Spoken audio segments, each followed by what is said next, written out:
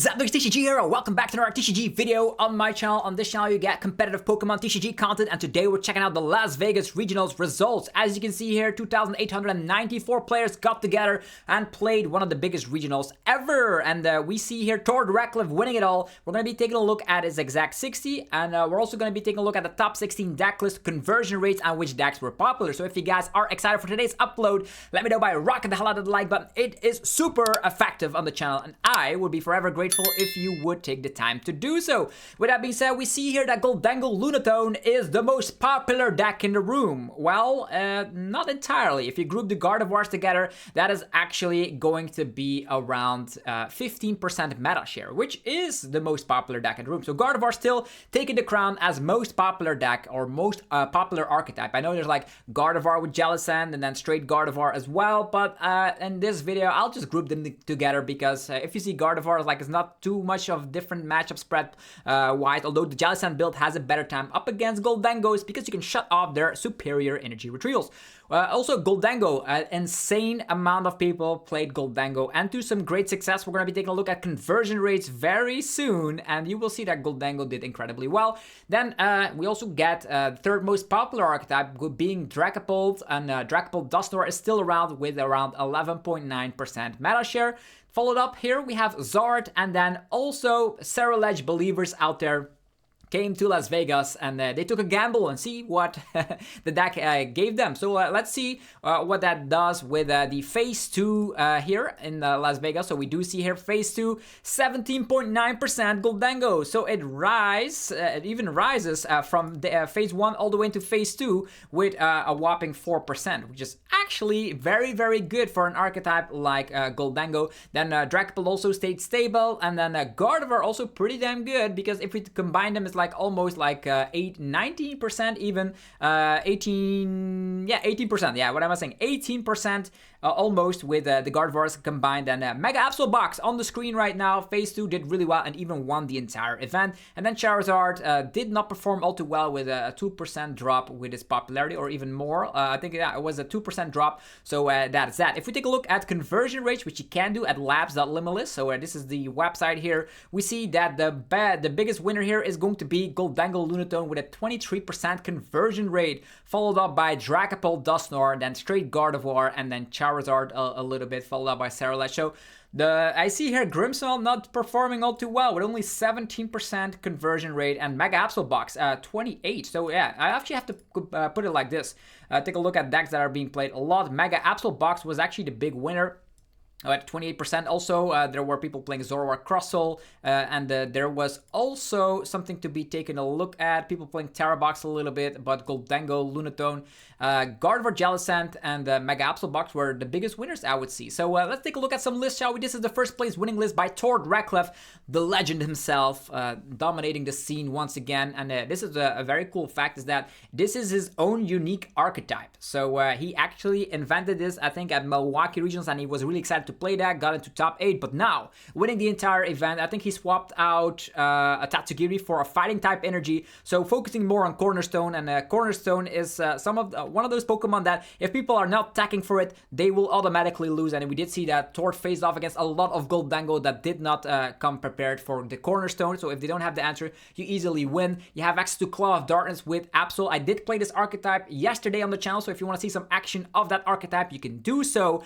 And I also want to be clarifying here that Psyduck is still around to stop all those Dusknoirs that are in your way. Dusknoir is a Pokemon card that can just blow up on opponents left and right with Curse Blast. You have the Psyduck to protect that. There is the clutch capabilities together with the Petrand EX and Munkidori. You're going to be able to, of course, have some sort of a soft lock with clutch, trapping the opponents in the active position while you poison yourself with Petrand, and then you can transfer that damage over with the Adrenabrain of the Munkidori. Mist Energy protects yourself in the mirror match from the terminal period attack of the Mega Absol EX, which is able to one-shot anything in the game. And Mist Energy is also good for not getting confused by something like a Munkidori as an example. And also protect yourself on the bench with stuff like Phantom Dive. So Mist Energy all around a very strong card in the format right now. I wonder how that will convert it over an LAIC, if people will attack and maybe an Enhanced Hammer, because that's also good against stuff like Zoroark to get rid of the Legacy Energy energy, as well as Dragapult with, of course, the Neo upper energy. Again, this is an archetype always wants to go second, goes for that turn 1 Arven, get the Precious Trolley, get the squad going, and the cool thing is that Kangaskhan can draw cards when it's in the active position, and that's very awesome because drawing 2 cards every single turn is incredibly useful. You have Penny to get rid of your liabilities, and with the Lively, Stadium, and Bravery Charm, you put your basic Pokemon to some incredible HP numbers. So yeah, this is the first place winning 60. Continuing on, as you see here, Las Vegas actually was at 2,919 in total, so a little bit more, almost 3,000 here. That's very nice. Liam Halliburton also on a tear lately, so they were able to actually win Pittsburgh, but now getting second place, that's incredible to see with the Ends Zoroark. So this is a 60 also played by Christian Labella and Liam Hayat, with of course some results right there. We see here the double reversal and coming back with Ends Darmanitan. As you all know, nobody's playing Shaman, so you can punish that. Going for that Flame Body Cannon, being able to copy paste that with Ends Zoroark EX. You have a lot of draw power by your side with the trade ability, and because you come back with some damage buffers in the form of something like a Black Belt, you can surprise the opponent while instead of just getting the Ferocious Flame for 170, you can hit all the way to 210. Sometimes Binding Mochi is in the process with that, but in this 60, there just doesn't seem to be any Binding Mochi in there. There is, however, Power Glass that allows you to go for Flame Body Cannon into Flame Body Cannon, which is very, very strong. Team Rocket's Watchtower, very good to, of course, not only shut down Noctowl based engines, but you can shut down your own Blood Moon, so you can attack a Cornerstone with that. As we did see in the finals, a Blood Moon stacked with a ton of energies is able to actually at least do something. Other than that, it doesn't seem to be having a very high amount of Cornerstone out, so maybe thinking about adding in Hoopa EX for LAIC would not be a bad idea. We also see the Secret Box stitching it all together, getting you, of course, the entire squad going. Of course, getting Buddy Buddy Puffin, getting an Artisan, getting a supporter like Lily's Determination, a very strong card here. And with the help of stuff like, there's only one Monkey Dory in here, so they had to make room for that Ends Darmanitan, but being able to snipe an entire bench away seems pretty strong to me. Continuing on, we have third place, Henry Chow. What a legend. Look at this insane performance here. This is going to be a Jellicent version. And this Jellicent version also played by Abon, getting the top 8. We're gonna get to Abon in a minute, but yeah, they have been tearing it up ever since, like, this season is incredible. It's just awesome to see. We have Jellicent EX with, of course, the Power Press, an okay attack, but the powerful thing is that the Oceanic Gloom attack from Frillish instantly item locks the opponent, and if you evolve into Jellicent, you have item lock as an ability, as well as tool lock. That means you can trap something like Genesect for indefinitely, and the cool thing is that with Frillish and Bravery Charm, Gholdengo is not able to do a lot. Definitely combined with a ton of Monkey Dory, at one point they will run out of energy, so that's the better way to deal with the high popularity of Gholdengo decks out there. You have still Screamtail to snipe the bench. You don't have the Drifloon in here instead. It actually is going for the Mew EX and Clefairy as backup attacker, so Lily's Clefairy also very strong against stuff like Dragapult EX, as you all know, because that actually changes their weakness into something at least, so you can have ×2 attack with the Full Moon Rondo, or you can also attack with your other Psychic type Pokemon as well. Another cool thing you could do is like copy paste something like the Phantom Dive while Lily's Clefairy is on the bench with Mew EX, and then if you copy paste with Mew EX and Lily's Clefairy is on the bench, you can Phantom Dive, one-shotting a Dragapult while knocking out something like a Duskull, for example. So very cool things you could do. And this is also a 2-1-2 line of Gardevoir. So a very thin package here. 2 Stretcher, 1 Super Rod. So they did make the room to add in additional ways. You have like 4 Iono, 4 Lily's Determination. There is an Arven in there. There is a Research in there. And even 3 Candy. So going less on a Ralts, I imagine if like there's a Ralts price that actually feels pretty bad, but yeah, you have to make rooms somewhere, and this is the 60. 2 copies, actually 2 slots in the top 8, very crazy. We're gonna get to Abon in a minute, but Ryuki Okada, back at it again. Ryuki actually went to Brisbane, knocked everything out of contention right there, getting first place right there, and also was able to get the top 32 at Milwaukee. Still hanging on to the Mega Absol box, and it's going incredibly well.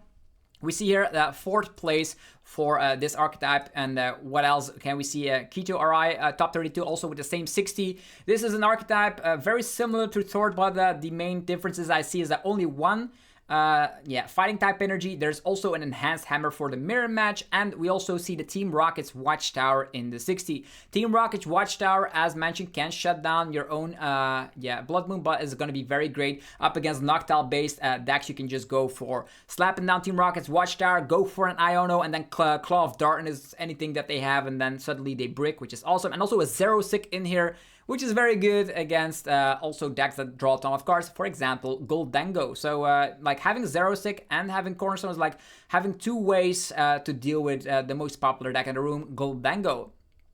Okay, then Abon, the same 60 as Henry Chow, but look at that. Abon got like first place, second place, fifth place. This is insane. That is one of the best runs in the season, or starts in the season I've ever seen. Then Nicholas Moffitt, sixth place with Gholdengo Lunatone. This Gholdengo Lunatone, as you can see here, does not come packed with any answers for Cornerstone. You can attack with Zoroark, that is true. You have Vitality Band, but that's where the fun ends, because at one point, there's going to be some problems here. You can, of course, attack twice with Zoroark, but with only one stretcher, there's only 3 attacks, and with Monkey Dory Business, you have a very terrible time up against Cornerstone. That is something you can definitely say about this list. I do love the Levincia and the 2 Lightning Energies. Also, a big shout out for the deck profile picture that has been taken. I think it was in a casino over in Las Vegas. So that is also super cool to see. So yeah, Gholdengo still around. Still getting that top 8 spot. And then we have Summit Kudapo. Sorry if I don't pronounce it correctly. We have Dragapult Dusknoir. A known 60, also not a known 60 to be honest, because it actually was played in Las Vegas by a lot of people, maybe a testing group here. And what do we see? Dusknoir, Dragapult, Badu, 4 Lily, 4 Iono, and Hilda, 2 Jamming Tower. So nothing too out of the ordinary in my opinion. I think Jamming Tower is still a strong card in this format. Definitely shutting down stuff like Turbo, Energize, which is definitely going to be very, very awesome if you're able to stop that. And then Haukenberg with Joltik Box. This Joltik Box is playing the Mawile. Mawile, a very fantastic tech card up against Cornerstone, and could catch the opponent out of guard because you're taking a lot of prize cards. You go Ampy very much. And then maybe another Ampy very much, or attacking with Pikachu, and then yeah, the Mega Mawile can finish it off. You can charge it up in 1 turn, Crispin and attach of turn with a different energy if there's more energy in the deck, or E-Switch combination. Love the E-Switch inclusion here. Sometimes I also want to E-Switch my energy from the Joltik to another Pokemon, so very solid 60, I would say. So awesome to see Joltik Box still around. I have been practicing with Joltik Box like a lot, but then I took it down and then went for Marnie's Grimson in this format. But yeah, continuing on, Christopher Butler with Mega Absol. Another Mega Absol in this top 16.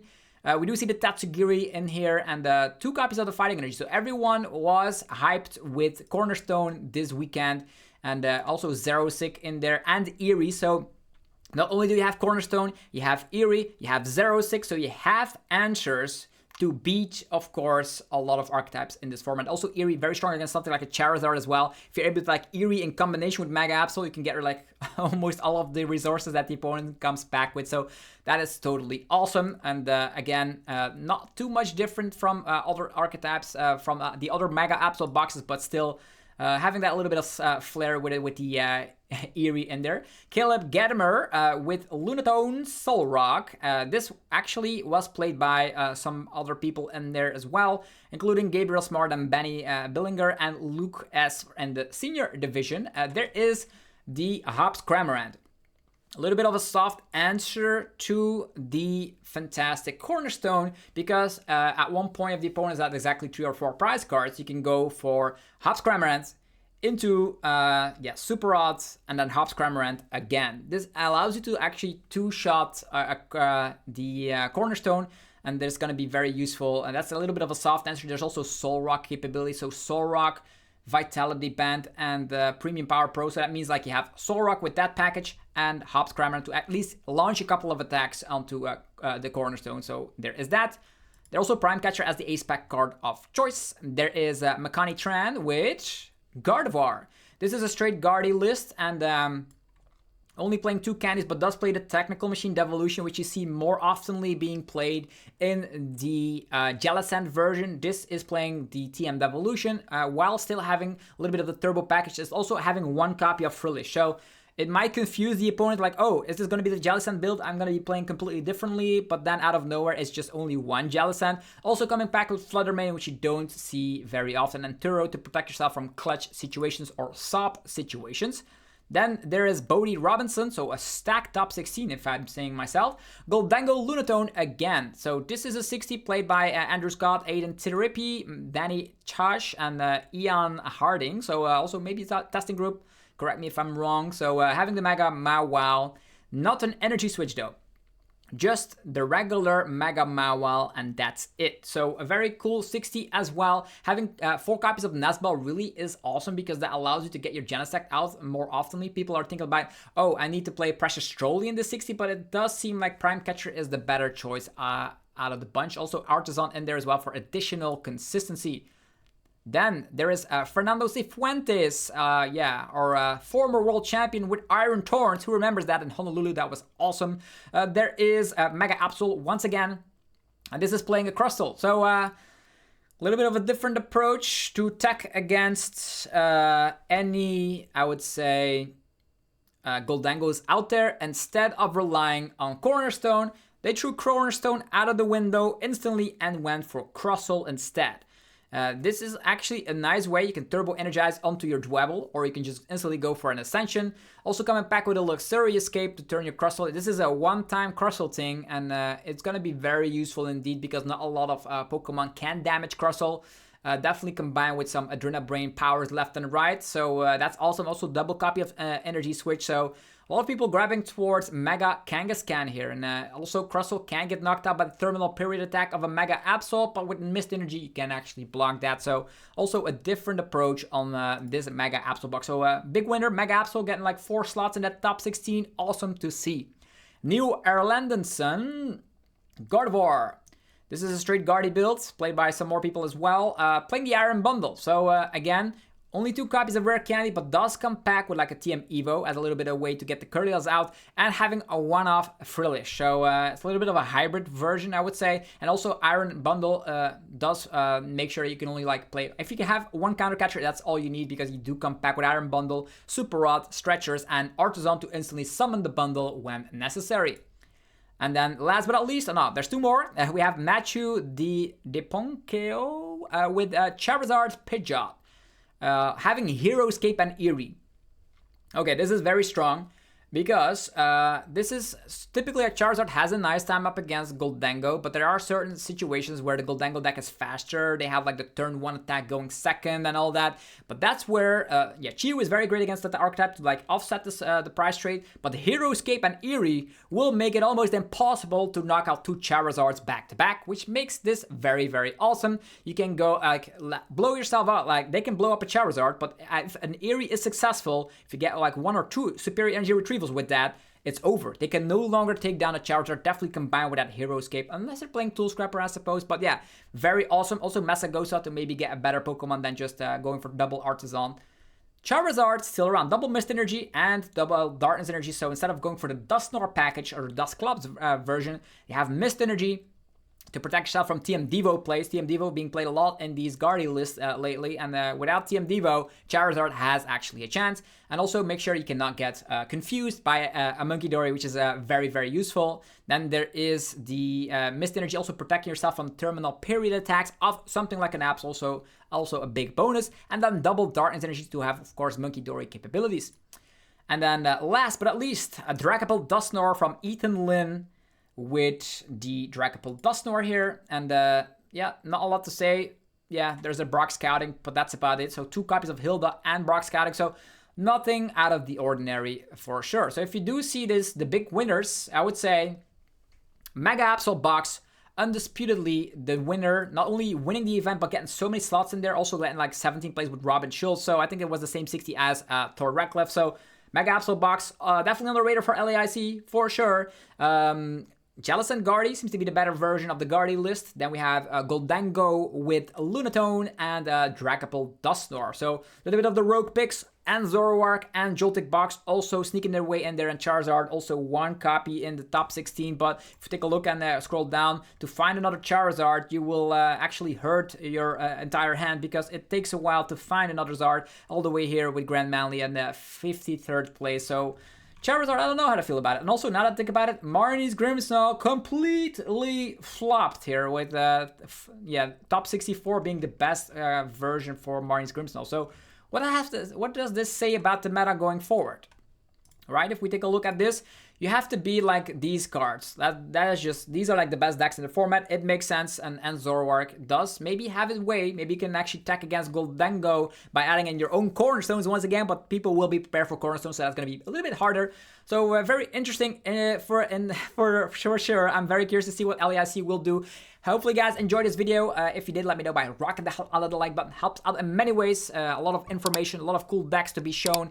And I want to hear down below in the comment section how you feel about this current meta. We're in the end of the Mega Evolution format before Phantasmal Flames hits the scene.